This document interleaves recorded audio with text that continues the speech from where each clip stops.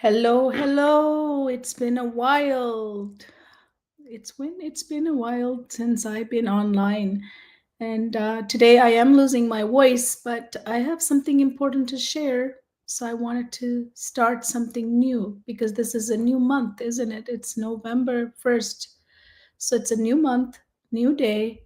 I want to start something new and something very important for us to unblock, because there are so many blockers in our lives, right? So many things blocks us. And today I want to talk about fear. Now let's be honest. If we counted fear like a cardio, like we will all be Olympic athletes, wouldn't we? Because fear runs us all the time. There's something that's we're running in our mind that is caused by fear of something, right? Maybe today you have something that you're working through that's fearful, and that's creating anxiety. A lot of us have it and we don't notice it. It's constantly there. And maybe when I'm saying this, some of you might deny it. What do you mean? What do you mean? Fear is running me. I'm running on anxiety. What does that mean? Maybe some of you are questioning. Now I want to ask you, what did you wake up today worrying about? Did you wake up today worrying about something? Because when worry shows up, the cause of that is fear, right? There's something that's turning you to this anxiety mode. And what is it? And a lot of us learn to live in this anxiety zone, this state of anxiety. It feels really real, right? It feels like this is the way I live. So, how does fear show up for you? And when it shows up, do you think that something's wrong with you? Do you create more stories to validate that fear? I want you to notice when something that shows up as a fear, where do you feel it? What is it telling you? Now, sometimes we have really good days. Maybe you're sitting at home. Today's a weekend, right? It's a Saturday. You're enjoying your coffee. You just woke up. It's beautiful. Nothing's wrong. You're fine. But suddenly you get this message or a signal, and then you start worrying, and it feels like everything is falling apart. Things are going to be going wrong. You, you start producing stories as everything how everything can go wrong, right? So that's fear. If you not labeled it, that's fear. When everything is going fine and you're fine, and something, the signal comes, and then you start fearing as everything is going to go and fall apart. Now, most of us hate talking about fear. We hide it, right? Because that makes us strong. But today, I wanted to let you know that hiding fear is not a state of, or an honor of being strong. It's not a badge of honor to be strong.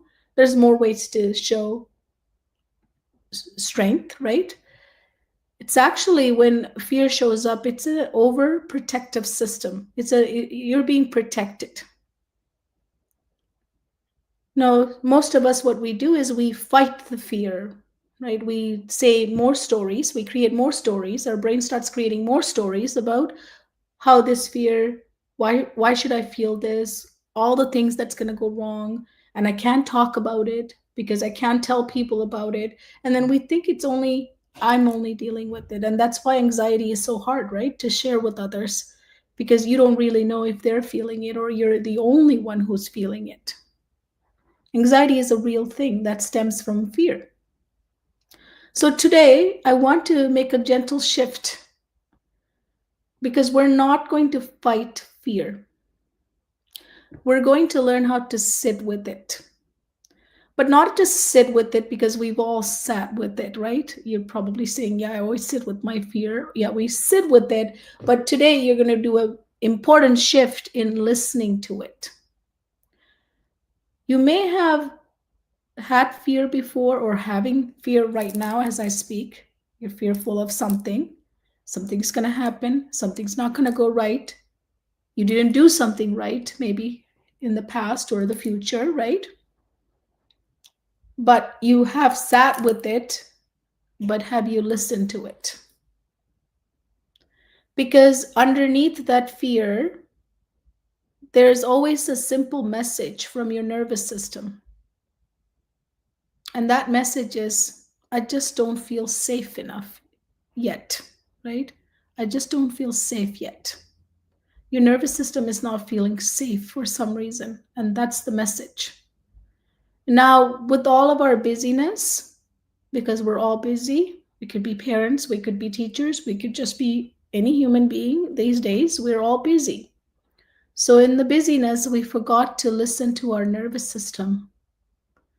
And that's why this anxiety has become among everyone. Even young children have anxiety. And that's why we're seeing so many behaviors of because of anxiety and fear. But that's the simple message from the nervous system saying that I just don't feel safe yet. Now, what do we do when this happens? We push forward, right? We push forward to do more because we have to be in performance or productive mode. So we push forward. But this is the moment to take, not push forward, but to listen to your nervous system so that your nervous system can relax and so that it can begin to get into the flow state instead of this overdrive of fear. So it's really important that we name it. When we're listening to it, it's important to not just know that we have a fear and that's creating an anxiety, but also then to name it. As we're listening to it, name it. What is it? What is this fear? What is the name of this fear? I'm scared, right? I'm worried about this. So play it out. What are you worried about? Where's that fear coming from? And name it. Now, naming it does what? What does naming it do? Why do we need to name it? Because it brings it back into the body. We cannot regulate a nervous system when we pretend it's not happening to us. We need to accept that my nervous system is not feeling safe. As I'm naming it, I'm scared. Now my nervous system can regulate. It can start to regulate for me instead of fighting it. So that's why naming it so important. So, what am I saying? If you are feeling anxiety, that stems from a fear. Name that fear and listen to it and name it so that your nervous system can start to regulate itself again. Because flow can only return to any of us when we feel safe. Now, some of you might be wondering, what do you mean by safe? I feel safe. I'm at my home. I feel safe. No, that's not safe. I'm not talking about that type of safe. I'm right now in a room, I'm safe too. You probably at your house or in your car or somewhere you're feeling safe. I'm not talking about that. I'm talking about the nervous system safety. That's a different safety. Because when we're in anxiety, you're not feeling safe. So here's the truth. Once your body feels seen by you, because you're listening to it, right? Seen by you, the energy trapped in fear starts to move again. So we're not trapping the fear, we're now moving the energy around that fear so that your body feels seen, so that the flow can start to return to you and your body. So that's how we reach flow. Now, some of you listening to me might be thinking this is so simple. This is maybe you might even say, I don't think it's going to work. I really want you to try it. Because until you try it, you don't know. Because we all reject things. that are simple. In life, simple is what works. Complicated doesn't work, but we think complicated is what works. So in it, we are wired differently, right? So what I'm saying is really important that you, when your body says, when I'm saying something, if you feel like it's not going to work, try it once, try it twice, and then tell me. Tell me in the comment if it works or not, because I'd love to hear it. So fear isn't bad. Because if you keep denying fear, if you keep saying that fear is bad, fear is bad, fear is bad, you're not moving the energy. You're trapping more fear, more fear, more fear. And over time, what happens with more fear? More anxiety. No wonder our body feels so much trapped in anxiety, right? So fear doesn't want to be ignored. It wants to be listened to. It want you to listen to it. Actually, it wants you to listen to it. And it also wants you to name it. And when you name it, your protective alarm that has gone off and protecting you as its danger will start to ease off, right? Because our nervous system is an alarm, right? It's alarming that we need to protect you. Now, when you name it, when you listen to it, when you sit with it, now it's going to start to decrease the volume. Your body learn what felt unsafe. Your body's going to learn whatever felt unsafe is no longer unsafe. It's just going to start to process. You cannot process the fear, where it's coming from, what is the message, what is the signal doing to me, right? So for all of this to happen, awareness is number one. Whenever you're feeling this anxiety, this fear showing up constantly, and when does it show up? Random, right? It's very random. There's no time for it. It could be, you can even help your child with it. Now, I do want to demonstrate something before I finish off today. Like a lot of the time, when a child or a student is full of anxiety, what do we normally do for them? We start talking to them, right? We start talking to them. What's wrong? What's going on? Why are you acting like this? You're always like this. Why do you behave like this? Why do you act like this? Why do you say these things? Now, when someone is in that situation, a child or even an adult, your words are not being registered. All of what I just said, they just hear you yelling at them, and you're increasing their anxiety even more. So, words do not get registered when somebody is in their fearful situation. It could be anything. So, what gets to them faster? Regulation. You must remain calm. I know we don't listen to our breaths because we're so busy, right? And we're so living in a fast world. We don't listen to our breaths. We take it for granted.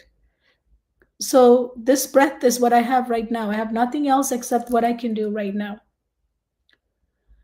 So when somebody is experiencing anxiety and they're showing their anxiety by behaviors or what they're saying, sometimes adults don't show behaviors, but they say harsh words, or they're hiding, or they're avoiding. The best thing is to not to talk to them, because words actually makes it worse. So what should we do? Regulate with them. Let them sit with their fear, because if they sit with it, they're going to listen to it. Then when that rhythm starts returning to them, they can breathe. You can co-regulate with them, because we can all breathe and co-regulate. If I take a deep breath, if you're watching me, you probably would want to take a deep breath, because we can co-regulate. Even through the screen, we can co-regulate. I've been working with students for 15 years through this screen, helping parents and students. It works. Many of us think it only works in person. No, it works online as well. We can co-regulate because this nervous system, when I take a deep breath, you feel it and you want to take it too. So that is what I'm talking about. If your child is having a behavior with anxiety and fear and all this, start co-regulating with them. Breath is powerful, but we forgot to use it. We forget to use it and forgot to use it. So, today, what I want you to do is, if fear is showing up for you or those around you or your loved ones, learn to sit with it, but don't just sit with it because we've done that. We've all done with sitting with it because how many of us has created more story to validate that fear, right? So we all know we sit with it, but I want you to add the second layer, which is listen to it. Sit with it, listen to it, but then the third part is name it.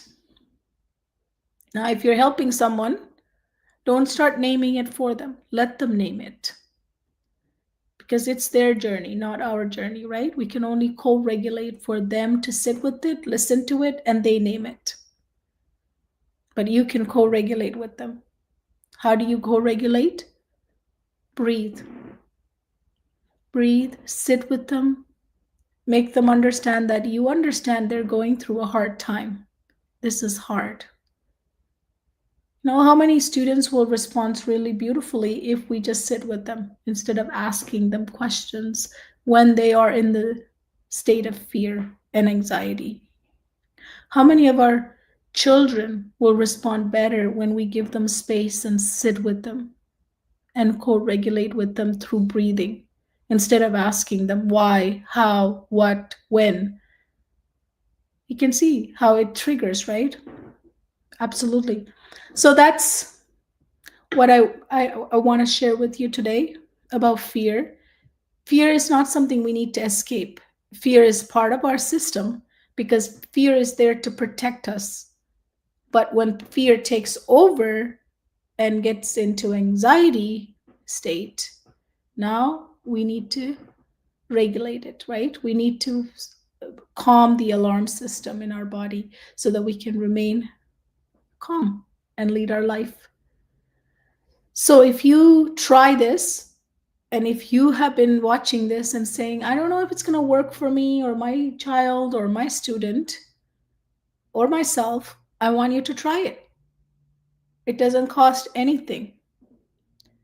It just costs you to notice your fear, the time in your energy that's being wasted. Because as I said before, if all the energy that we spend, the amount of energy that we spend on fear, thinking about it and experiencing, it takes a lot of energy out of us.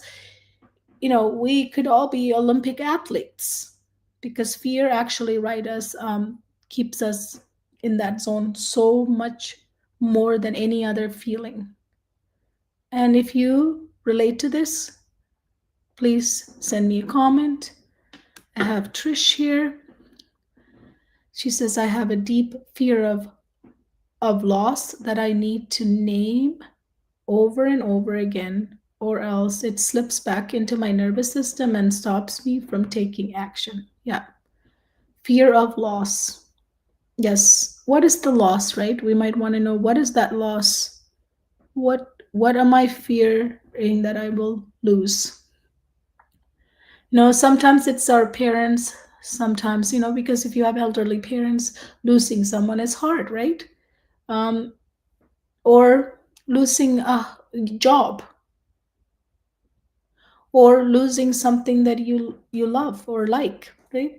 So as Trish says, you know it slips back into my nervous system. That's exactly what I'm talking about as well. If we don't name it and we don't know, we can identify it, our nervous system, it will get back into your nervous system and keep you hostage there. That's the problem with fear, is that it keeps us hostage if we don't listen to it and name it. So that's what I want you to do. Try it and let me know how it goes in the comment section. So first of all, you are, every one of us have fear, so you're not alone. That's number one. Number two, fear is normal. It's the alarm system of our nervous system, so that's fine. There's no problem with having fear.